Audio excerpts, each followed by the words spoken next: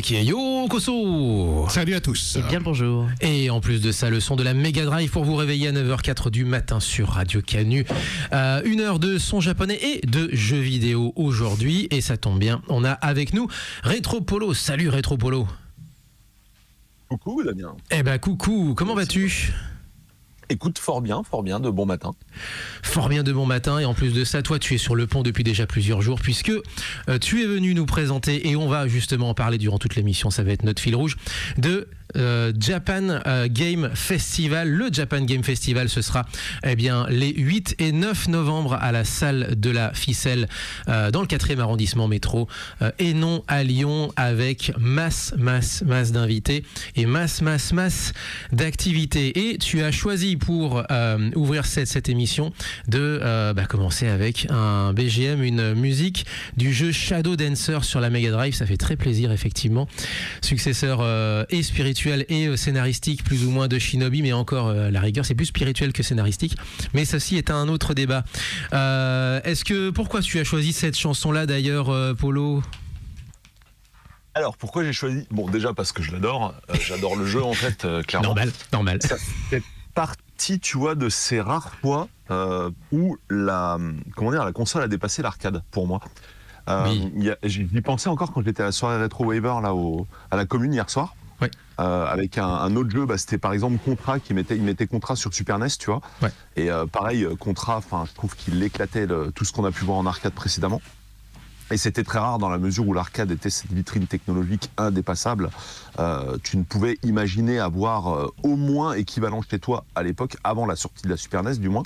Oui. Et la Super NES a vraiment renversé le game. Bon, alors évidemment aussi la Mega Drive, puisque bien sûr Shadow Dancer était sur Mega Drive. Ça a pu arriver à certains moments sur Mega Drive aussi, cette presque anomalie de l'histoire, j'allais dire. Mais vraiment, ce jeu, je l'ai littéralement adoré. Ça faisait partie c'était vraiment la série que j'adorais, que tu n'avais pas sur Super NES, parce que moi j'étais à la base plutôt Nintendo. Enfin, déjà, je suis plutôt jeu vidéo en fait. Donc que ce soit Nintendo ou Sega, pour moi, ça fait pas de différence. Mais quand même, s'il avait fallu choisir une des deux 16 bits à l'époque, assurément, ça aurait été la Super NES, très clairement. Mais malgré tout, tu vois, sur Mega Drive, j'avais mes séries fétiches, et notamment la série, tout ce qui était Shinobi et dérivés, tout ce qui était jeux de ninja, principalement fait par Sega, on va dire. Et pas que sur Mega Drive, il y avait sur Game Gear aussi, où effectivement GG Shinobi était incroyable. Et pourquoi j'ai choisi cet extrait? Bon, déjà, le jeu, je l'adore, les musiques, je les adore, et surtout, pendant plusieurs années, je m'étais dit, ouais, quand même, il est super fort, Yuzo Koshiro et tout, et en fait ce n'est pas Yuzo Koshiro, quoi.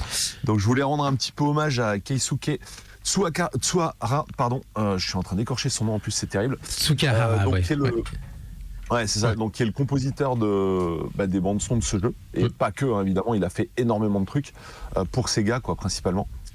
Et ce gars est absolument génial. La bande son est, je le trouve, totalement démentielle, surtout dans sa version japonaise, puisqu'en France, les bandes son étaient ralenties, évidemment avec le problème du 50 Hz. Donc pour avoir vraiment toute l'intensité du jeu, il fallait y jouer sur une console japonaise ou une console française modifiée. Et honnêtement, je trouve que ce mec est génial. Il est totalement génial. Tu fais bien de mentionner ça justement, et ça va nous amener au fameux Japan Game Festival. C'était l'époque, C'était quand même l'époque des années 80-90. Il était établi de manière presque gravée dans le marbre que l'arcade ne dépasserait jamais l'expérience vidéoludique à la maison. Avoir le jeu vidéo à la maison, c'était avoir, un petit goût d'arcade, un petit peu d'arcade, un petit peu de frisson de l'arcade, mais forcément à la maison, donc un petit peu moins bien. Et dans les années 90, effectivement, il y a une grosse bascule où les consoles domestiques et les PC encore plus dépassaient l'expérience de l'arcade. C'était la fin d'un monde à ce moment-là. Mais justement, le Japan Game Fest, c'est presque un retour vers ce monde-là. Japan Game Fest, je redis encore une fois le nom, c'est que tu vas te centrer, toi, sur le jeu vidéo japonais, donc vraiment ce qu'on peut considérer comme l'âge d'or du jeu vidéo au Japon. Donc qu'est-ce qu'on va avoir? On va avoir des Mega Drive, des Super NES, on va avoir quoi? Des PC 98, des PC Engine. Explique-nous un petit peu ce qu'il va y avoir. Ouais, tout à fait. Déjà, en fait, on va commencer par le commencement, comme tu as très justement dit, c'est le nom du festival. Pourquoi le nom du festival? Et pourquoi cet angle, en fait? En fait, c'est très simple. Alors, pour moi, jeu vidéo sous la forme telle qu'on la connaît aujourd'hui n'existerait pas sans le Japon des années 80-90. Pour moi, le Japon a posé les bases du jeu vidéo, et même encore aujourd'hui, le jeu vidéo, c'est pour moi le Japon. Alors bien sûr, il y a des tas de studios occidentaux et tout, et je leur rends hommage aussi, et ils font un excellent travail, c'est clair. Mais quand même, aujourd'hui, si tu parles de console, on va parler purement de console. T'as aujourd'hui, j'allais dire 3 constructeurs, mais je vais plutôt dire 2,5, je suis désolé pour les fans, mais aujourd'hui, Xbox, en termes de constructeurs, ça commence à prendre cher, mais vraiment très cher. Tu vois les rayons dans les magasins, il y en a quasiment... Ça se passe assez mal, effectivement, ouais. Pas l'objet d'une émission, mais bon, ça, c'est encore un autre sujet. Ouais. Le jeu vidéo sur console, il est porté par qui ? Il est porté par Nintendo et PlayStation, quoi. Donc Nintendo et Sony, quoi, concrètement. C'est juste 2 marques japonaises, en fait. Complètement. Donc, s'ils n'étaient pas là, mais le jeu vidéo, il ne serait pas tel qu'il est aujourd'hui. C'est complètement fou. Et ils ont toujours transcendé, en fait, les productions occidentales, plus précisément dans les années 80-90, où les mecs, en fait, ça, on en avait parlé avec Florent Gorge, historien du jeu vidéo, spécialiste de Nintendo notamment, qui a vécu au Japon, qui a fait des biographies de personnalités japonaises, genre qui ont conçu la Super Nintendo et tout, mais pas en regardant sur Internet, juste en ayant le mec en face de lui, quoi. Donc c'est complètement dingue. D'ailleurs, il sera présent sur le Japan Game Festival. On va en parler, ouais, tous ces invités, il y en a beaucoup, ouais. Il y en a énormément, mais juste pour revenir sur vraiment les bases du thème, comme le disait Florent, en fait, ce que faisaient les Japonais, là où ils étaient vraiment forts dans les années 80-90, c'est encore maintenant, mais après, c'est vrai que le Japon a un peu perdu de sa superbe, on va dire, vers 2000, par là, où il y a eu vraiment un retour en force des Occidentaux avec notamment la marque Xbox et pareil, des studios qui ont commencé à faire des trucs assez incroyables, même s'il y en avait déjà avant, je le rappelle à chaque fois. Ils ont copier mais augmenter, en fait. Tu vois, systématiquement améliorer, prendre des concepts existants mais vraiment les pousser dans leur dernier retranchement. Et c'est vraiment ce détail de la perfection, ce souci de la perfection et du détail qui caractérisait et caractérise encore aujourd'hui quand même globalement les productions japonaises.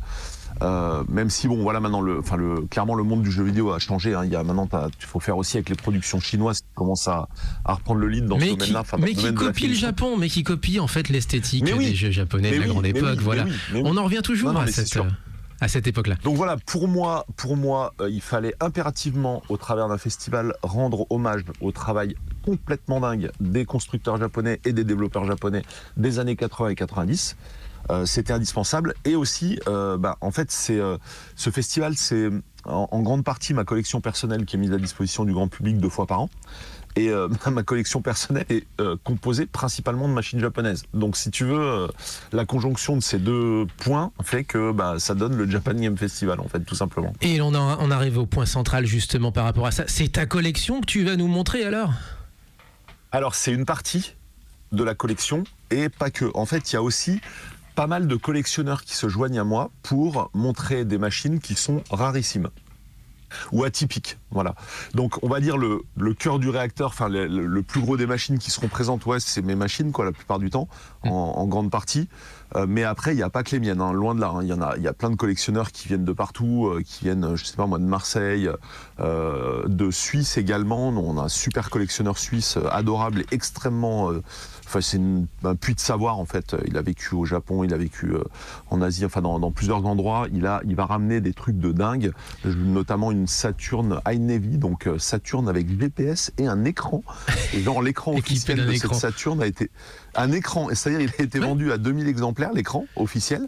Et genre, juste l'écran de la Saturn, il vaut 10 000 €, quoi, tu vois. En termes de fascination, il y avait une vraie fascination, surtout pour l'objet à l'époque et pour l'objet ultra high-tech.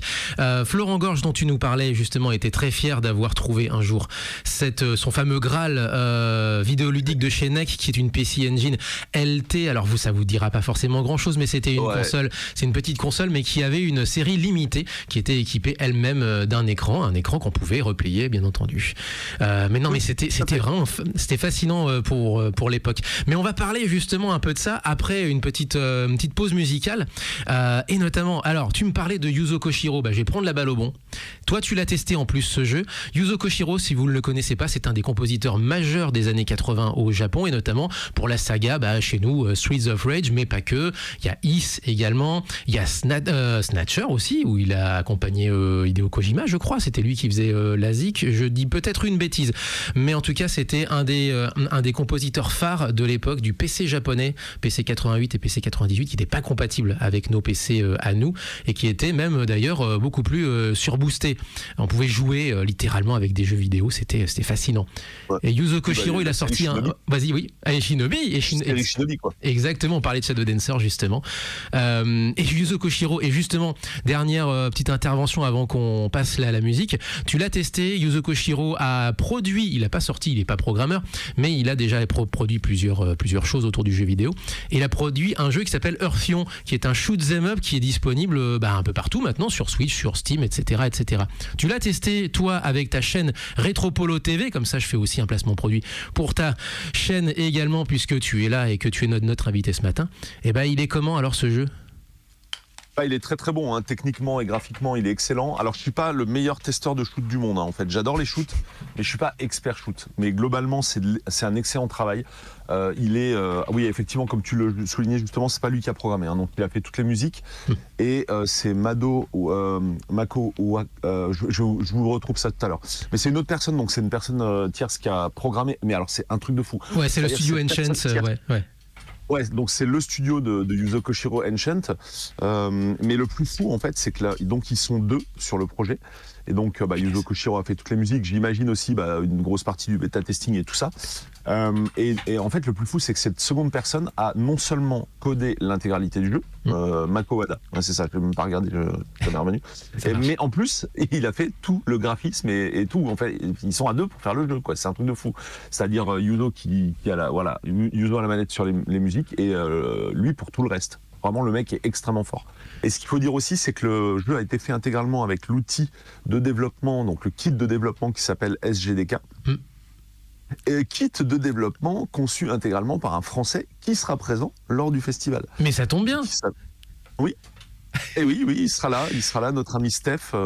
Okay. Donc c'est le fameux SGDK, donc c'est Sega Genesis Development Kit, ça s'appelle. Et donc c'est développé comme un jeu de Mega Drive, alors surboosté parce qu'on a les moyens maintenant de 2025, mais parce qu'il y a des effets 3D qui n'existaient pas forcément. Enfin, il faut un peu tordre le cou au code, mais ça c'est un autre débat. Mais globalement, en fait, c'est un jeu Mega Drive sous stéroïdes que vous pouvez retrouver sur Steam et sur Switch. Alors. Ouais. Alors, qui sera présent aussi sur le festival, je tiens à le préciser, on va lui donner un maximum d'exposition pour son jeu, avec une petite plaquette explicative pour dire aux gens, voilà, tu peux pour l'instant le trouver sur Steam, etc. Mais ça va sortir en physique. Et oui, il sera dispo. Alors, pour l'instant, comme tu le disais justement, il est que sur Steam. Et nous, on va le mettre sur un poste comme quand il sera sur Mega Drive. Oui. C'est-à-dire, tu joueras sur un CRT, avec une émulation de Mega Drive. Enfin, vraiment, on va reproduire les conditions de quand il sortira en cartouche, pour avoir un avant-goût de ce que ça donnera en cartouche. Évidemment, on invite tout le monde à acheter le jeu, quelle que soit la forme, pour soutenir le développeur. Et voilà, ça permettra de tester un petit peu tout ça à tous les gens qui seront présents sur le festival. Et alors avant ça, justement, on va découvrir un avant-goût de la zik de Earthion. La chanson, évidemment, c'est la chanson titre de la musique de présentation. On n'est pas encore en train de jouer, mais qui nous explique tout le scénario qui s'appelle Dawn of Earthion. L'album est disponible sur Bandcamp d'ailleurs, et encore une fois, on le dit, achetez-le et de préférence le vendredi parce que tout va aux artistes et il n'y a pas de commission le vendredi. A priori, Bandcamp continue à faire cette opération-là. Et c'est sorti chez Brave Wave. Et Brave Wave, on en a déjà parlé, c'est un label qui promeut pas mal de musique indépendante nouvellement créée du jeu vidéo et surtout autour du néo-rétro, tout ce qui est un peu néo-rétro dans le monde du jeu vidéo. Allez, c'est parti. 04 78 39 18 15 pour nous appeler. Et vous pouvez nous retrouver sur muteki-radio.fr. Et sur Twitch. Et sur Twitch et maintenant dans l'espace avec Dawn of Earthion, Yuzo Koshiro à la manette.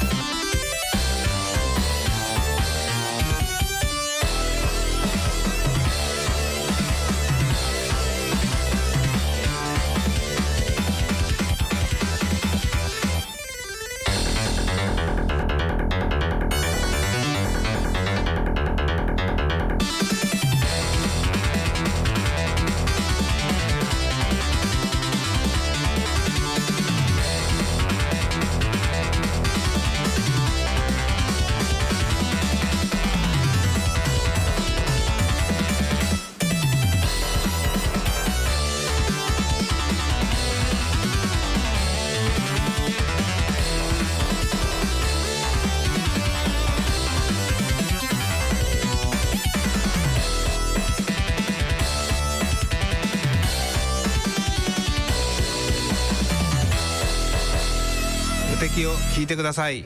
ゆうすずきです。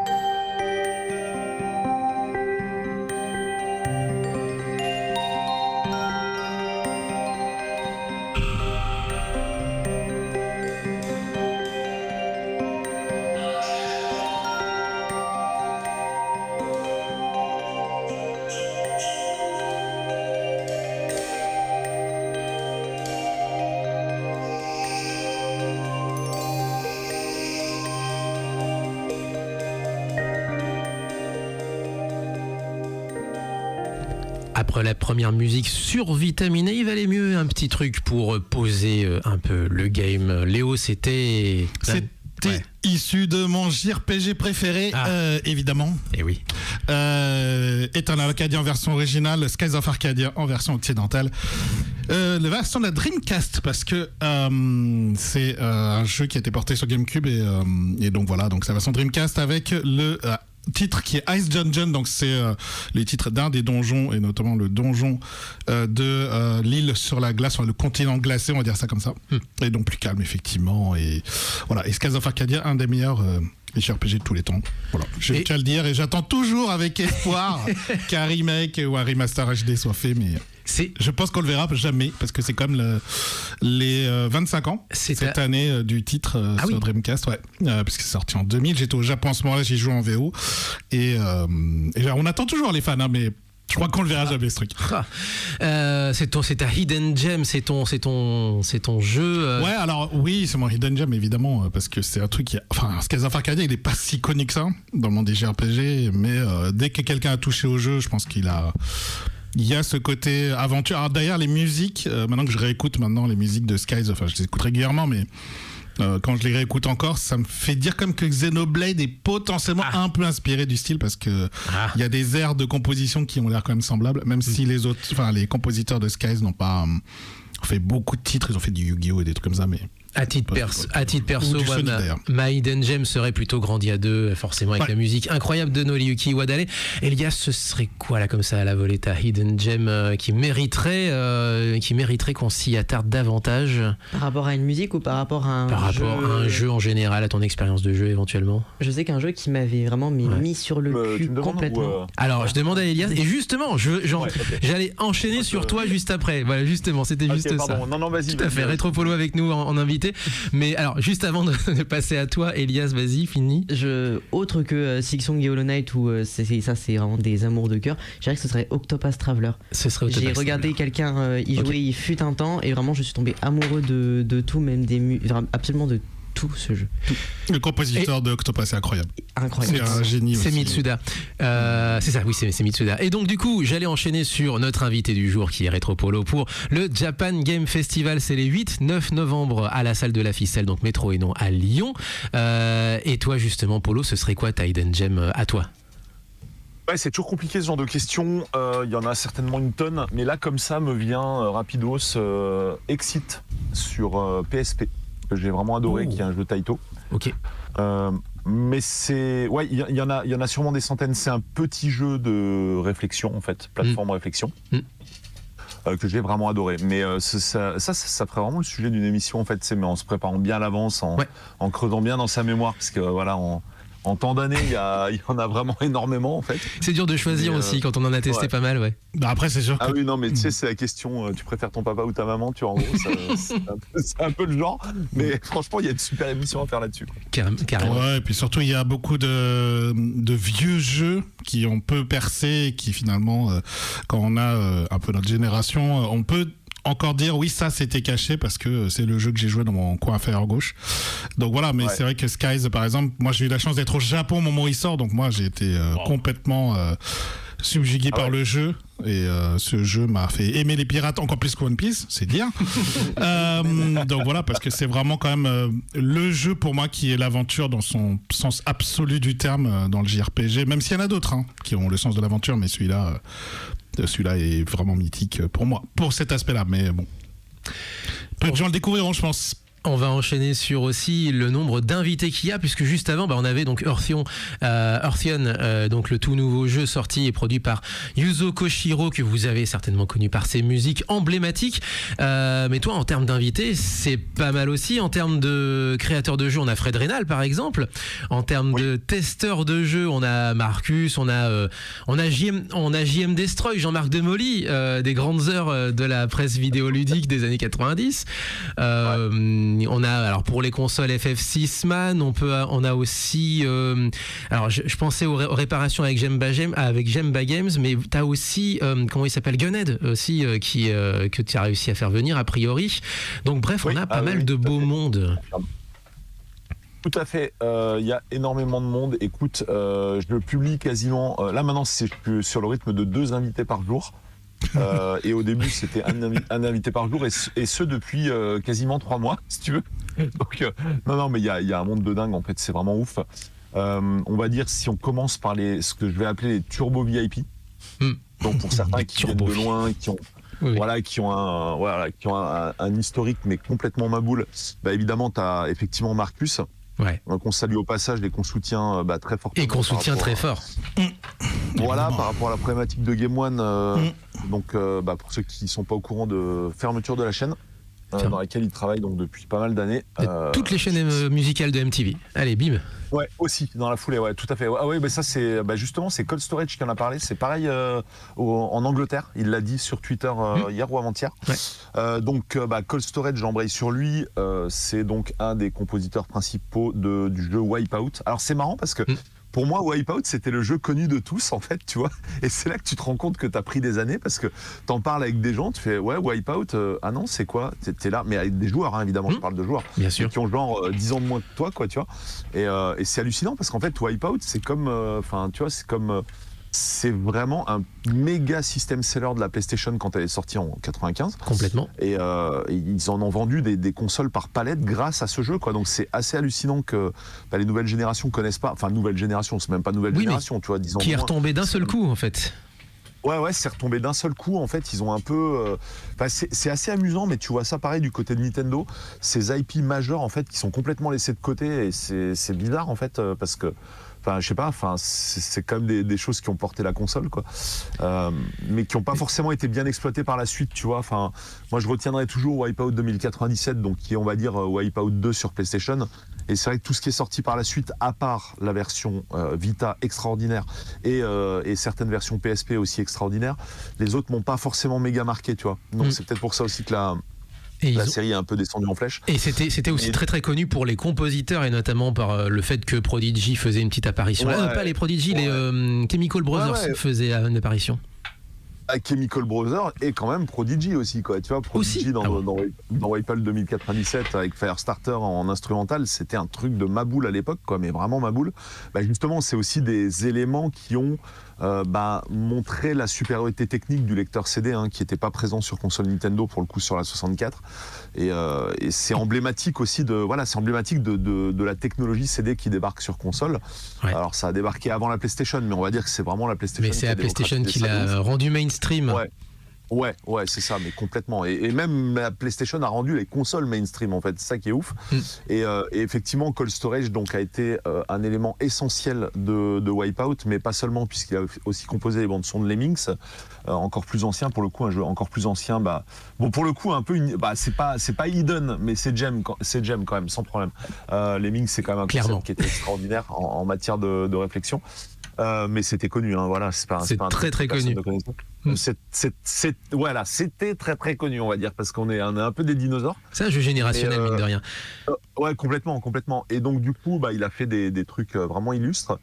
Et on aura la chance de l'avoir parmi nous. En plus, j'ai appris il y a pas longtemps que effectivement, il a composé qu'une partie des bandes son de Wipeout sur PlayStation, mais la totalité sur la version Saturn. Et ça, je ne savais pas que la version Saturn avait des bandes son différentes de la version PlayStation. Autre compositeur, tiens justement, Square Tune Magician. On fait des gros bisous aussi à Sébastien, du coup. Ouais, incroyable, ce mec est totalement incroyable. Compositeur de génie, manipulateur d'IA de génie, il fait des vidéos de ouf basées sur l'IA, enfin c'est complètement dingue. Il suffit de voir à chaque fois ce qu'il fait pour le Singpast, c'est vraiment fou. Et très souvent en fait sur les festivals, on va passer son album Showa Club, qui est, je trouve, extraordinaire, vraiment. En plus, il est libre en fait. C'est un album libre de droit comme ça que tu peux envoyer dans les salles de festivals. Et je trouve que c'est d'un très très haut niveau. Et pareil, on va lui donner de l'exposition, tout ce qu'on peut, grâce à l'écran géant. Et quand il y aura des interludes, ce genre de choses, on passera sa musique avec une petite, une animation de la pochette qu'il nous a faite en IA, quoi. Pour la passer sur écran géant. Génial, franchement génial. Donc il sera également présent effectivement sur le volet musical. Et juste sur le Wipeout, le truc à ajouter, c'est qu'on a un modeur qui est en train de fabriquer littéralement un vaisseau de Wipeout à taille réelle. Donc en fait, non mais c'est n'importe quoi. Ah ouais, quand même. C'est barjot. En fait, c'est-à-dire il a demandé à son grand-père les dimensions de la camionnette de son grand-père pour amener le vaisseau. Son grand-père s'est planté dans les dimensions de la camionnette, du coup le vaisseau ne rentre pas dans la camionnette de son grand-père et on doit louer un 20 mètres cubes donc pour faire un aller-retour Marseille juste pour le vaisseau en fait. Juste incroyable. Et donc toi tu vas ramener le modèle à la salle de la ficelle alors? Ah oui, c'est ça, on va ramener le vaisseau dans la salle de la ficelle, on va le poser, on sait pas, enfin alors, si on sait où, quand même, faut pas exagérer, l'idée c'est de le poser sur la scène, mais le vaisseau est plus large en profondeur. Hein. Il est plus profond, il est plus long que la profondeur de la scène. Donc on va devoir le mettre un peu en diagonale et tout. Enfin, c'est complètement dingue. Le truc est immense. Et en fait, l'idée, c'est de rentrer à l'intérieur pour jouer en versus à Wipeout 2097 avec deux PlayStation contre le créateur des musiques du jeu. Ça, c'est l'idée. Voilà. Ok, d'accord. Voilà. Alors, on va parler de modding et des choses comme ça juste après la deuxième petite pause, mais on va en terminer avec les invités. Bien entendu, il y aura Florent Gorge qui sera là, on en a parlé, mais on l'a pas cité dans les invités là pour l'instant, donc ça va être c'est fait désormais. Et puis du coup, on va pouvoir enchaîner sur une petite dernière plage musicale. Léo, tu me parlais de Yasunori Mitsuda justement avec Octopus Traveler. Il a fait autre chose avant. Oui. Chrono Trigger. Et oui, c'est lui. Oui. Alors, il y a oui, vas-y. Damien, juste sur le volet musical, avant de refermer le volet musical, oui, il y a justement, un invité, un turbo VIP que honte sur moi. Je n'ai pas. Non, et pareil aussi parce qu'on l'a rencontré, on l'a vu ensemble en plus de ça précédemment. Eric Hartz, évidemment. Je suis en train d'éditer le site là au moment où je te parle. Comment oublier Eric Hartz? Non mais en fait c'est pas ça, c'est que c'est un peu au dernier moment, tu sais, qu'on a appris qu'on avait la chance de l'avoir. Du coup faut que je remette, enfin j'ai pas mis le site à jour entre temps, mais non, ce mec c'est totalement fou en fait, c'est-à-dire c'est un pianiste classique de génie, premier prix au Conservatoire de Paris, donc qui va venir de Paris et qui va interpréter musique de jeux vidéo, les meilleures musiques de jeux vidéo au piano. Donc le gars est fan de jeux vidéo. C'est pas juste le mec qui va faire sa presta comme ça, qui en a rien à foutre du sujet. Non, il est extrêmement fan. Il est passé dans l'émission d'ailleurs d'un Lyonnais, l'école des fans avec Jacques Martin. À l'époque, dans les années, ça doit dater des années 80 même, non, ou 90, je sais pas. 80-90, voilà. Ouais, en tout cas, la séquence où il est passé, c'était, enfin, qu'on voit sur sa chaîne YouTube, c'était en 90 forcément, puisque c'était la sortie de la Super NES et du coup, 92 alors. Il nous a raconté les backgrounds de l'émission. En fait, il nous a dit que il voulait impérativement la Super NES quand il était gamin. Et donc ses parents lui ont dit tu vois la partition de Chopin, tu vois l'émission de Jacques Martin, quand tu joueras la partition de Chopin, l'émission de Jacques Martin, tu auras ta Super NES. Ça c'est du challenge. Et donc quand il est sorti de chez Jacques Martin, il est allé aux Champs-Élysées et puis il est reparti avec sa Super NES sous le bras. Let's go. Raconter l'anecdote. Okay. L'anecdote est énorme. Donc Eric Hartz, immanquable à 14h30 le samedi et le dimanche. Okay. C'est immanquable. Ça va être un show d'exception comme à chaque fois qu'il touche un piano.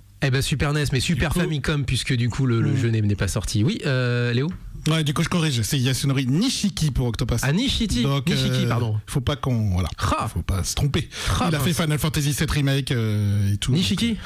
Nishiki, celui qui a fait Octopus. Bon je suis désolé, c'est un autre. Il a fait aussi Umamusume, si vous voulez savoir. Ça ne se dit pas ça. Vu comment ça marche aux États-Unis, si ça peut se dire maintenant. Et au Japon aussi beaucoup malheureusement. Yasunori Mitsuda, un autre Yasunori, un autre compositeur, mais alors quel talent également puisque s'agit de Chrono Trigger et l'un des singles de l'album, si j'ose dire, lorsqu'il s'agit de la BO du jeu, c'est Corridors of Time et c'est parti. Et ensuite une petite surprise qui va effectivement peut-être vous désarçonner, vous allez dire mais qu'est-ce que c'est que ce truc là, et vous allez comprendre. Corridors of Time, et on est reparti à la grande époque de la Super Famicom et des RPG iconiques qu'on n'a pas eu en France à l'époque et qu'on aura eu genre 5, 10, 15 ans plus tard.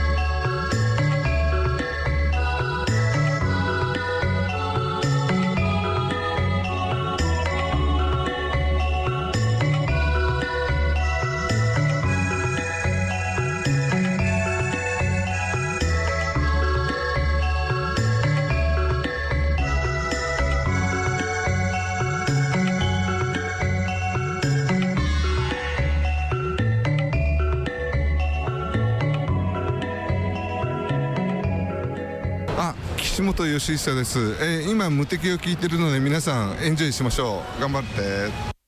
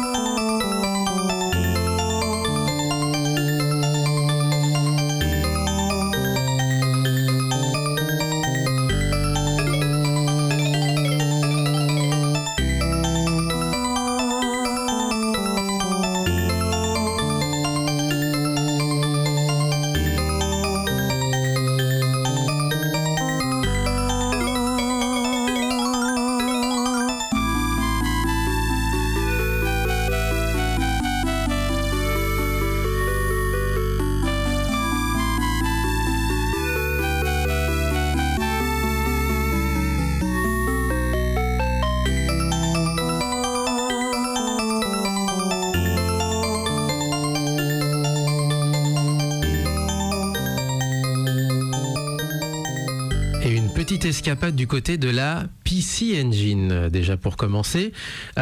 Juste à l'instant, eh bien, c'était un jeu dont vous, à mon avis, vous ne trouverez jamais la référence. Space Adventure Cobra. Effectivement. Le Cobra qu'on a connu dans les années 80, mais version PC Engine. Pourquoi je le passe? Alors déjà parce que c'est drôle de passer une musique effectivement qui sonne. Moi je trouve que je l'aime beaucoup, mais qui en fait est d'un jeu dont on ne connaît absolument rien du tout, puisqu'il n'est jamais sorti en France par définition. Mais en particulier ce jeu. Pourquoi celui-ci plutôt qu'un autre? Alors ça aurait pu être tout à fait un autre, mais c'est un genre de jeu un peu particulier qui n'a vraiment eu de succès qu'au Japon. C'est les ancêtres de nos point and click à nous, qui sont en fait les jeux d'enquête, les jeux. Alors il y a une cellule à déplacer, donc ce qui en fait techniquement un point and click, un jeu d'aventure narratif, on dirait plutôt comme ça. Mais comme il n'y avait pas de souris sur la PC Engine, eh bien ça en fait plutôt un jeu d'aventure narratif ou un jeu d'enquête. Et du coup, Space Adventure Cobra, donc tiré d'un animé d'action, est un jeu posé, dans lequel il faut examiner chaque recoin des bars, des cimetières, des souterrains, etc., à la recherche d'un indice qui fera avancer l'aventure, ou cliquer sur la bonne personne à frapper pour obtenir l'indice, parce que ça reste quand même l'univers de Cobra et que les enquêtes se font pas forcément de manière très réglementaire. C'est un peu le principe quand même, mine de rien, sinon ce serait pas Cobra. Mais pour en revenir à ça, eh bien ça fait partie de ces genres de jeux qui étaient vraiment populaires au Japon, qui ont vraiment eu, mais ça a été une dinguerie. Il y a eu des jeux, il y a eu 12 millions de jeux sur Famicom, donc la NES chez nous en France, qui sont sortis à l'époque, étaient des jeux donc pareil d'enquête et de narration. Sur la PC Engine évidemment, sur le PC 88 et sur le PC 98, alors je ne m'en parle même pas, le MSX également, qui était donc tout ça les ordinateurs de l'époque dans les années 80-90, voire un peu 2000 pour le PC 98. Mais ça fait partie de ce genre de jeu qui n'était donc, je disais, connu qu'au Japon. Et ça tombe bien, puisque tu es là, Rétropolo, peut-être pour nous en dire un petit mot de tous ces jeux finalement qui n'étaient pas connus en France. Nous, on était plutôt sur les jeux d'action, sur les conversions de l'arcade, sur les jeux de baston aussi, bien entendu, sur les jeux de sport. Mais alors ça, les jeux narratifs comme ça, on n'a absolument pas connu, n'est-ce pas ? Oui, tout à fait. Alors, je suis pas la meilleure personne pour te parler de ce type de jeu parce que c'est pas mon style de prédilection. Mais par contre, ce qu'on peut dire, c'est, comme tu l'as justement souligné là au sujet des JRPG qui n'étaient pas sortis chez nous, c'est dans l'ensemble tous ces jeux, même pas spécifiquement dans le style point and click et compagnie, mais tous ces jeux qu'on n'a pas vus chez nous en fait, quoi. Juste, il y en a plein, quoi. C'était incroyable. Aujourd'hui, maintenant, on comprend plus trop ça parce que ça sort simultanément sur tous les marchés et tout sort simultanément partout, quasiment. Hein. Enfin, je schématise, mais il y a certainement encore des tas d'exceptions. Mais globalement, il n'y a plus vraiment de grosses pépites dont tu ne vas pas disposer en Occident. Enfin, je sais pas. Après, tu as peut-être des exemples à donner, mais moi, j'en connais pas. Enfin, j'en connais plus. Il n'y en a pas beaucoup. Mais en tout cas, à Des l'époque, gros noms. il y en a encore beaucoup. Ouais, mais alors à l'époque, c'était énorme en fait. Le nombre de RPG, mais complètement incroyable, que tu n'avais pas du tout la possibilité de faire en Europe, même aux États-Unis, qui n'étaient pas traduits. Et du coup, on se tapait des JRPG en japonais. Du coup, à rien comprendre, mais à tester toutes les combinaisons dans tous les sens, jusqu'à finir le jeu en fait. Quoi. Donc, on finissait des RPG en japonais à l'époque. J'ai fini Sakura Taisen comme ça. Hein. Personnellement, j'y comprenais pas grand-chose à part quelques mots et quelques idéogrammes, et ça suffit. Moi, ça va. J'ai un pote qui a fait Actraiser. Moi, pour ma part, j'avais fait. Alors moi, là, c'était pas le japonais, mais c'était l'anglais. Mais non, celui-là, par contre, il était sorti. Il y avait Gargoyle Quest sur Game Boy qui était incroyable, mais à l'époque, on pannait rien en anglais. Du coup, c'était un peu la même barrière. Alors moi, ça c'est pas pareil. J'étais bilingue, mais bon. Non. Mais au moins il était sorti quoi, donc ça c'était cool. Mais en fait il y avait vraiment beaucoup de jeux, mais même pas forcément que dans les JRPG. Enfin tu vois, moi j'avais un jeu que j'avais adoré, qu'une japonaise amie de mes parents m'avait ramené du Japon, qui était un jeu de Formule 1 vu de haut, un peu à la F1 Circus.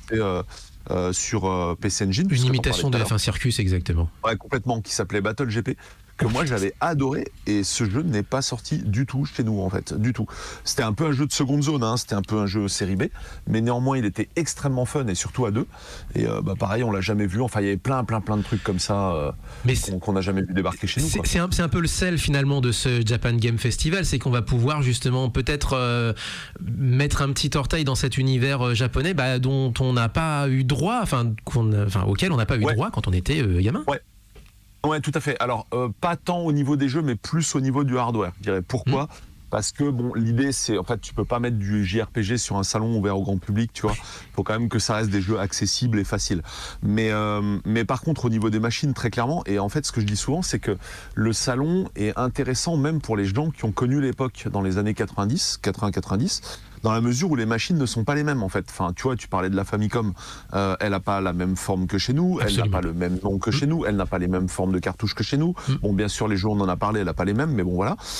Mais enfin voilà, pas que. Tu vois, là, je suis en train de préparer des petites pancartes qu'on va mettre sur les consoles.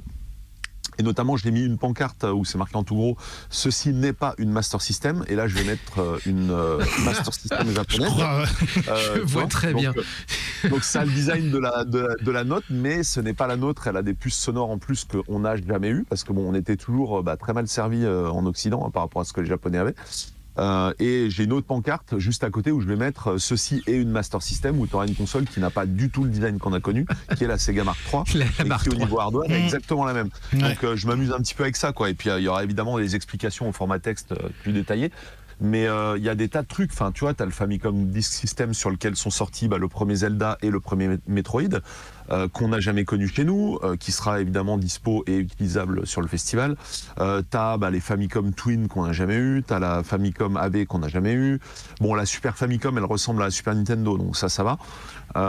Mais globalement, il y a pas mal de machines et accessoires. Je pense beaucoup à l'Hypershot aussi qu'on avait mis sur Givor justement pendant Warp Zone.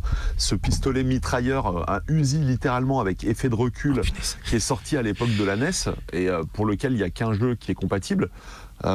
C'est fou quoi. Enfin, c'est vraiment fou tous les trucs. Moins offensif. T'avais aussi, j'avais testé dans un de tes salons aussi une interface pour les trains, puisque pour jouer à Densha Dego, bien entendu. Ouais. Alors je pense.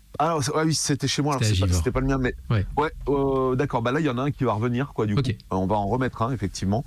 Avec une petite fiche explicative parce que tout est en japonais, mais globalement ça se prend bien en main, il n'y a pas 50 boutons.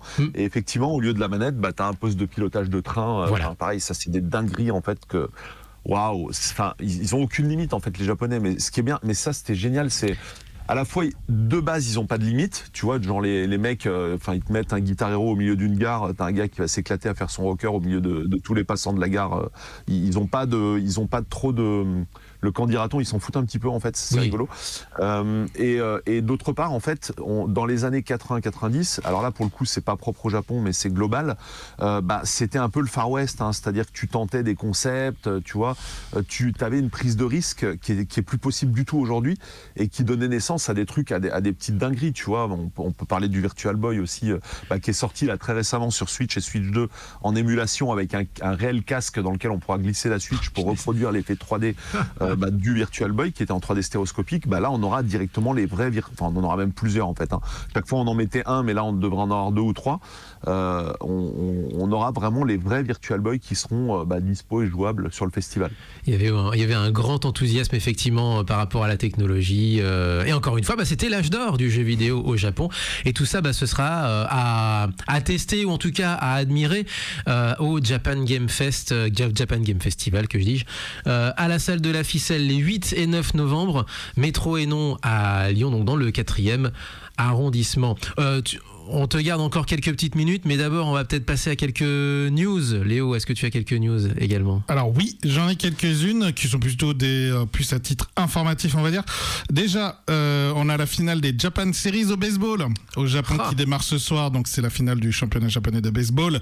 La NPB avec le choc entre, d'un côté, les Fukuoka SoftBank Hawks. Je le sais, oui. Oui, exactement. D'un côté, et de l'autre côté, les Hanshin Tigers d'Osaka, qui sont donc les 2 finalistes. Ça va être un gros match, enfin des gros matchs, puisque c'est un match du meilleur des 7.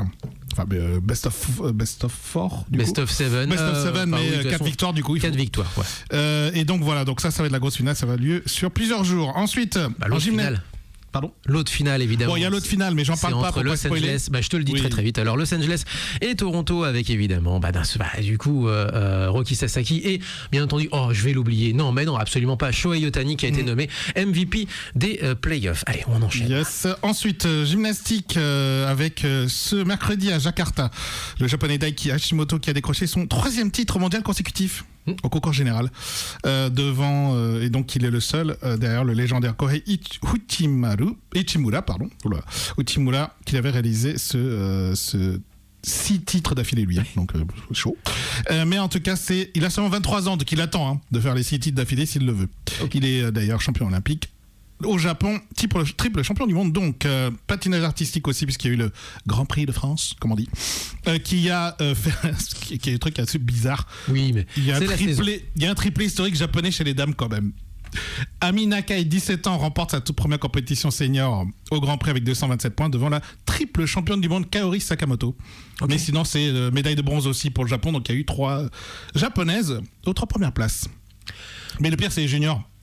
Sur 7 épreuves de junior Grand Prix, tous les Japonais ont pris. Ils ont tout gagné. Génial. Ils ont tout pris. Bon, ça c'est fait. En individuel, en tout cas. En individuel. Et enfin, petit mot, si tu veux évoquer ça. Oui, c'est ça, du coup. Vas-y. Allez, vas-y. Le tournoi de sumo qui s'est passé à Londres, du coup, la semaine dernière, tout s'est bien passé. Et je vous laisse deviner qui a remporté. Un des 2 Yokozuna, non ? Oui, lequel ? Onosato ou Oshoryu ? J'ai un peu peur que ce soit Oshoryu parce que du coup il avait le seum du tournoi précédent. Est-ce que c'est ça ? C'est Oshoryu qui a remporté en effet le titre, qui a du coup vaincu Onosato. Notre étoile montante, parlons de Aonishiki qui a du coup eu 4 victoires pour une défaite. Et le président qui était du coup un ancien Yokozuna qu'on avait dit, qui avait participé au dernier tournoi à Londres il y a 34 ans, a dit qu'il avait été extrêmement ému de tout ce qu'il avait pu voir et qu'il avait eu l'impression que le sumo avait été diffusé dans le monde entier. Ah bah ok, ça a été une grosse... Il a été diffusé à BBC. Oui, voilà, c'est le Royal Alberto là. Donc oui, ça a pu être diffusé dans le monde entier puisque BBC, ça peut se voir sur YouTube si vous voulez le savoir. Le cadre était magnifique. Oui, d'ailleurs, petit fun fact. Moi, j'avais un fun fact, c'est que pour construire le doyo, il fallait ramener 11 tonnes d'argile, mais du Japon. Oh merde. Donc ils ont ramené 11 tonnes d'argile du Japon pour construire le doyo. Faut pas déconner, pour balancer du riz et du sel, il faut mettre l'argile japonais. Là oui. Clairement. Voilà. Donc non, ça va donc revenir l'année prochaine et devinez où ? Alors je sais qu'il y en aura à Paris. Donc Paris, juin 2026. Voilà, on l'avait annoncé ça.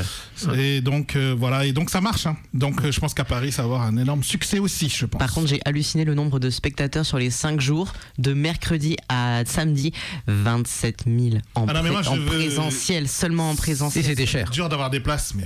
Mais là c'est. Mais pareil, c'est impossible. Ou alors ça va être beaucoup trop cher. Ça va être trop cher, mais c'est chaud. Mais j'ai trop envie. D'une baston à l'autre, on fait des gros bisous aussi au X Street Battle qui se passe actuellement actuellement dans le centre-ville de Lyon, juste à côté de Radio Canu. C'est jusqu'à demain, effectivement. Voilà, t'as croisé Jean, effectivement, on lui fait des gros bisous. On fait des gros bisous à toute la scène VS Fighting de Lyon, qu'on connaît bien depuis maintenant une bonne grosse vingtaine d'années, voire bien plus encore. Puisqu'on parle de jeux vidéo, Retropolo est avec nous pour le Japan Game Festival à la salle de la Ficelle. Un dernier petit mot peut-être avant de se quitter. Oui, alors tout à fait. Dernier petit mot essentiel s'il en est. Déjà tout d'abord au niveau du versus fighting, la dose sera présente parmi nous avec 2 personnes, donc Iken et Julien, pour des tournois de versus fighting sur du Capcom et du SNK, du hardware d'époque, vraiment hardware arcade pur, quoi. Donc il y aura du 2X et côté SNK, je ne sais pas encore ce qui a été choisi. Donc il y aura ça pour la dose avec pas mal de lots à gagner aussi qui sont prévus sur l'ensemble des tournois qu'on va faire, parce que comme je disais tout à l'heure, le tournoi de Wipeout contre le créateur des musiques du jeu, là pareil, on a prévu des lots. On a un tournoi aussi de DBZ sur PS5, enfin on a pas mal de petits tournois un peu partout. Qui sont accessibles gratuitement du coup une fois qu'on s'est acquitté de l'entrée forcément dans la convention. Et aussi ce qui est très important à dire au niveau des dotations, on n'a pas parlé de Vadou Amka dans les Turbo VIP et c'est hyper important. Donc cette nana est totalement incroyable, artiste belge, qui donc va nous ramener quelques customs. Alors qu'est-ce qu'elle fait ? Elle fait des customs de consoles PC principalement, mais plein d'autres trucs. Elle fait aussi je crois qu'elle fait aussi des tableaux en fait, mais globalement c'est vrai que quand tu vas sur son Facebook, c'est principalement des customs de consoles. Donc là par exemple, il y a le jeu Little Nightmare Creature 3 qui est sorti. Elle a fait une custom pour Micromania. Donc il y aura un golden ticket, il y a un mec qui va acheter le jeu, un mec ou une nana, et qui va gagner la console en fait. On ne sait pas encore qui l'a gagné, c'est encore en suspens. Vous regardez la console sur le Twitter de Micromania ou sur le compte Facebook ou Insta de Vadou Amka, c'est une dinguerie atomique. Tu ne reconnais même pas la console en fait, c'est un espèce de manoir avec un petit enfant derrière, enfin c'est ultra bien fait, c'est ultra magnifique. Et donc on a la chance de recevoir cette artiste belge qui n'est que très peu présente en convention, tout comme Cold Storage qui sort quasiment jamais. Elle est débordée de boulot en fait, elle est très très sollicitée par les marques et donc elle va faire la console du festival qui sera gagnée en tombola, qu'on va lâcher en tombola. Donc en gros concrètement, il y a un gars qui va prendre un ticket à 3 € et qui va repartir avec une console à 2000 balles. La console est magnifique, c'est tout en bois véritable en fait, les façades, ce sera une PS5 avec le logo du festival en relief comme ça en bois peint, avec une gravure sur le fond du bois, style japonais, tu vois, avec les nuages. Enfin bref, c'est absolument magnifique ce qu'elle a fait. Et donc elle sera présente aussi, elle ramènera des modèles qu'elle a fait, donc qui seront pas, on pourra pas les acheter, on pourra pas les utiliser. C'est le rare truc qui sera pas utilisable à l'intérieur du festival puisque ce sera en vitrine. Donc voilà, pareil, on est très très content de recevoir Vadou Amka qui est vraiment artiste majeur de la scène. Aussi, ce qu'il faut mentionner, c'est la zone, on n'en a pas parlé, mais il y a quand même une zone brocante, même si c'est pas notre cœur c'est pas le cœur du réacteur. Effectivement, tu nous l'avais déjà annoncé déjà quand c'était Givor. Effectivement, c'est pas le but que ce soit une brocante, c'est davantage un festival. Non. Pure brocante, c'est Singpast en fait, directement des potes Loïc et Laurent. Donc ça, c'est incontournable aussi dans la région, très clairement. Mais aussi un autre truc que je voulais dire, alors au niveau des tombolas, en fait pour la première fois on a 2 tombolas. Donc on a la tombola qui est à l'intérieur du festival sous forme de ticket physique, il faut nécessairement être sur place pour y participer. Donc où il y aura cette fameuse Play 5 mais plein d'autres lots en fait, il y a la liste sur le site, vous allez voir, on a tout affiché. Mais pas seulement, il y aura également cette fois pour la première fois une tombola en ligne, une tombola web qui est accessible à tout le monde, même au bout de la France, même les gens qui viennent pas du tout dans le festival. Et en gros là l'idée c'est de gagner une GameCube d'inspiration Hyrule. Donc vous pouvez voir la photo sur le site, elle est vraiment magnifique, c'est une custom offerte par Retro Paradisia. D'ailleurs je tiens aussi à préciser que la Play 5 est offerte par Game Cash de Chalon, donc c'est vraiment adorable. On est très aidé par beaucoup de partenaires, on est vraiment content de ça. Et la GameCube donc qui sera lâchée en tombola, les tickets coûtent 1 €.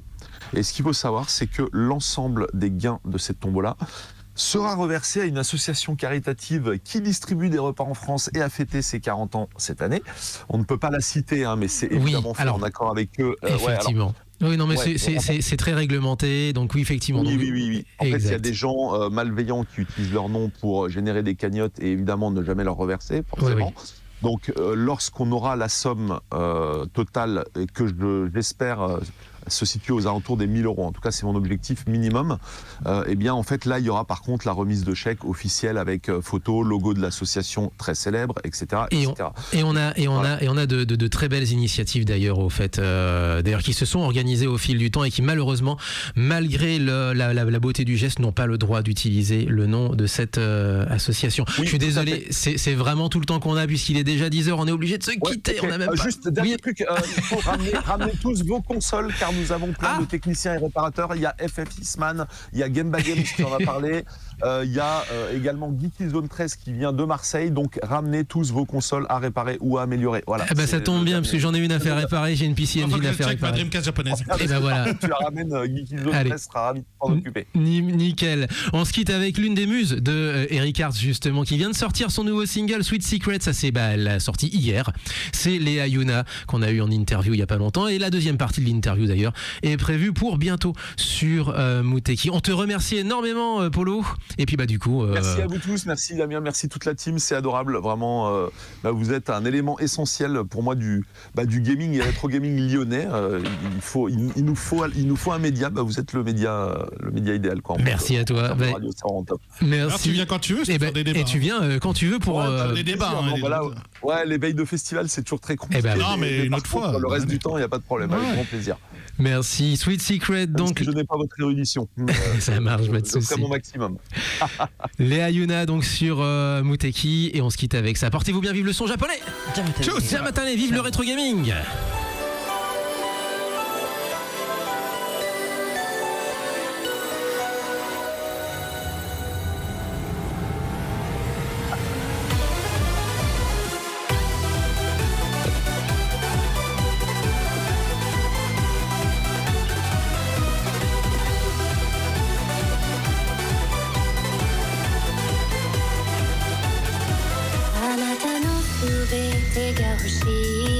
私の知らない私が二人の物語を彼に描き始める甘く深い秘密を抱きながらあなたの言葉と優しさの中に吸い込まれて